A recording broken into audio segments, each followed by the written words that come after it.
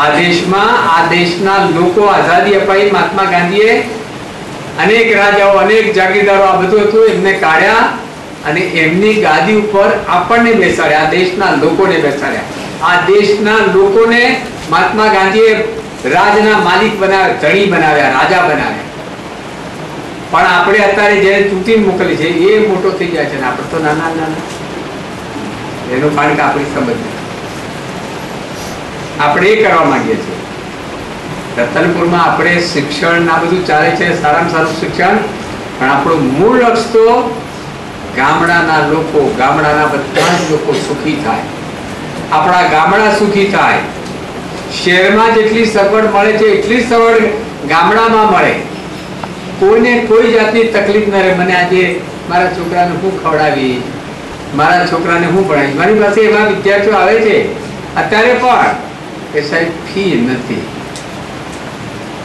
આજે જ સવારે ગામના આગેવાનને લઈ આવે બે જણા કે સાહેબ ફી નથી, 1500 કે 2000 હવે છે, કેમ ચાલે આવું? આ દેશમાં પોતાના બાળકને ભણાવવા માટે પૈસા ના હોય, પોતાના બાળકને કઈ દવાખાને લઈ જવું હોય તો એને મરવા દેવાનો ના, આવી સ્થિતિ ચાલે જ નહીં। આઝાદી શું કામ નહીં, ચાલે જ નહીં। અને એટલા માટે હું ઈચ્છું છું કે આપણે એવું રાજ લાવવું છે, એવા યુવાનોને તૈયાર કરવા છે કે આ દેશમાં કોઈ ગરીબ ના રહે। આ કરવું છે, પણ ક્યારે થઈ શકે? સહેલું છે, અઘરું કામ નથી। જેટલા પૈસા કરોડો કરોડો અબજો રૂપિયાના પ્લાન આ દેશના વિકાસ માટે વપરાય છે, નથી વપરાતા એમ નહીં। રાજ્ય સરકાર હોય કે ભારત સરકાર કરોડો કરોડો રૂપિયા, એમાંથી સીધા કેટલા ખર્ચાય છે? પેલા રાજીવ ગાંધી કહેતા હતા ને કે 1 રૂપિયામાંથી 15 પૈસા માંડ પહોંચે છે। 1 રૂપિયો અમે દિલ્હીથી મોકલીએ છીએ, ત્યાં પહોંચતા પહોંચતા 15 પૈસા થઈ જાય। પેલો ખેડૂત હોય અમારે વહેલું ઉઠી, હવે તો આપણા આવતી એન્જિનો અને મોટરો થઈ ગયા, પણ ખેડૂત જયારે પો ચાલતા હતા ત્યારે અમારે વહેલું ઉઠીને ભળગિયાના આંખે પો ચલાવી અને સવારે જુઓ વહેલો ઉઠીને જુએ અજવાળું થાય ત્યારે 8-9 વાગે જુઓ તો 2-4 ક્યારામાં પાણી ન પહોંચ્યું। કેમ? પેલો કો હોય ને કાણા થઈ ગયા હોય, એ કાણા વાળો કો હોય એટલે પાણી ઉપર થાળામાં આવતા આવતા મોટા ભાગનું પાણી કુવામાં જતું રહે।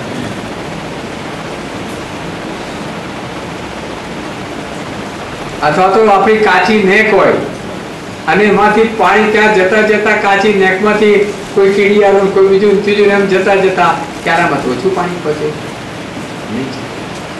આ બધું જ બંધ કરવું છે। ફુવારાની ખેતી આપણને બધાને ગમે છે, પણ ક્યાં ફુવારા? કોણ?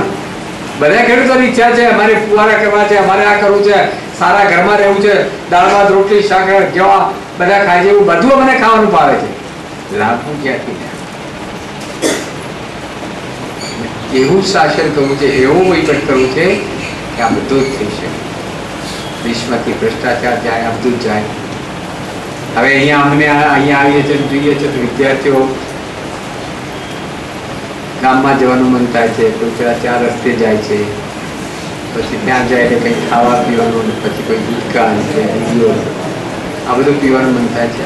વિદ્યાર્થીઓનો વાંક છે? કોનો વાંક છે? વાલીઓનો વાંક છે। હવે બાપ બીડીઓ પીતો હોય તો શું કરે? પહેલા તો હવે તો સારું ચલા, હવે એટલું તો થયું છે કે છોકરા પોતાના બીડી ના પીતા હોય, આવું ન થાય એના માટે થોડી પોતે પીતો હોય બીડી, આ બધું કરે, પણ છોકરો ના પીવે એની થોડી કાળજી રાખે। છોકરાને આમ તો પેલી પછી એને બીજી તો સંસ્કાર બાપ પીવે છે, મને ના પાડે છે, પણ અત્યારે એટલું તો પહેલા તો એવું કરતા, ચલણ ભરવા મોકલે છોકરાને અને અલા જાય દેવતા મળ્યા, અને પછી દેવતા મળે અલા ફૂંકતો ફૂંકતો આવજે, ઓલોઈ ના જાય, એટલે પાછી બીડી ફૂંકતો એને શીખવાડી દેતી હતી। હવે એવું નથી થતું, એટલું નથી થતું, પણ આપણે વાલીઓએ પણ સજાગ રહેવું, હું વિદ્યાર્થીઓનો વાંક જોતો નથી. વિદ્યાર્થીઓ જે બીડી પીતા હોય, ગાળો બોલતા હોય, કંઈ પણ કરતા હોય, તો વિદ્યાર્થીઓ કરતા વાલીનો વાંક અને વિદ્યાર્થી વાલી અને બધાના કરતા સમાજનો વાંક વધારે. સમાજમાં જે ચાલે છે એમાંથી આ બાળકો શીખે છે. ગાળો એને ક્યાં સાંભળે તો જ એને થાય ને. અને એટલા માટે મારે તો તમને બધાને વાલીઓને કહેવું છે ભાઈ, કે તમારા બાળકોને અહીંયા યુવાનોને છોકરા દીકરી મૂક્યા છે, એક સારા આશયથી મૂક્યા છે. એ રીતે મૂક્યા છે કે અહીંયા લોકોને કે તમારી સલામત તો છે, ખાવાનું સારું મળશે, આ બધું જ સારું, અને ભણવાનું સારું મળશે, અને છોકરો ભણી ગણી તૈયાર થાય તો એના જીવનમાં કમાતો ધમાતો થાય બરાબર, તો સુખી થાય. અને સુખી થાય તો આપણને પણ આપણું ગણપણ પણ સારું જાય. બે આશય છે, એ પણ સુખી થાય અને મોટો થાય તો આપણને પણ સુખી થાય. યુવાનો તમે પણ એટલું સમજો, છોકરાઓ ભણો છો પણ આ તમે આવડા મોટા થયા, આવડા મોટા એ એમનેમ નથી થયા, આવડા મોટા ઢગા જેવડા.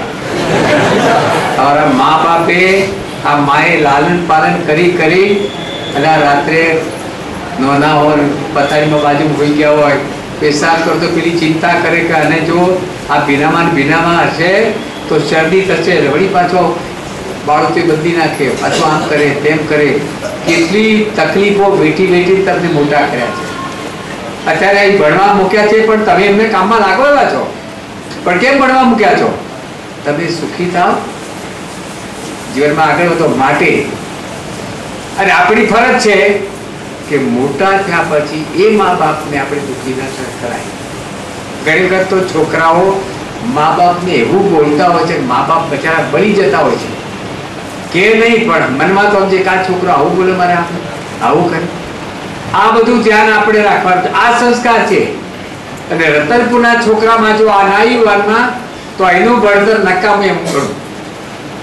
આ થવું જોઈએ કે આપણે મા બાપને એટલા બધાનું એટલી બધી અમન્ય રાખીએ, એટલું બધું એને સુખી કરીએ, અને બોલવામાં તો દુઃખી કરીએ જ નહીં. કદાચ એવું થાય તમે પણ બહુ કમાતા ના હો તો એને પેલું ના કરી શકો, પણ જે આપણે ખાતા લુખો રોટલો ખાતા એ પણ લુખો રોટલો ખાય, અને બોલી ચાલ એને સરસ રીતે રાખીએ.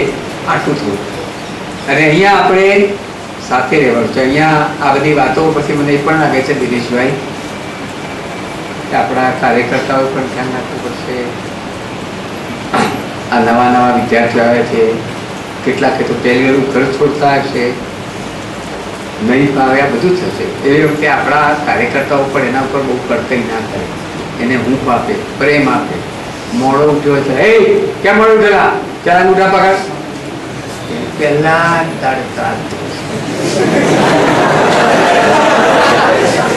એને પ્રેમથી, જે લોકો કહેવાયેલા નથી, જરૂર પડે તો એમને થોડા પોણા 5 અને 5:30 રાખો, 6 વાગે રાખો, 6:30 રાખો, 6 વાગે પ્રાર્થનામાં આવે. થોડી ટેવ પડાવો. 11 પરધ્યાને આપણે પડોશો પડે છે ત્યારે એટલા સીધો પડોશવા મળો ને સીધું ગાડે મૂકી દો, મરી જાય. તો ધીમે ધીમે કોંચ પડવા દો, આ બધું થવા દો, થોડું ધીમે ધીમે.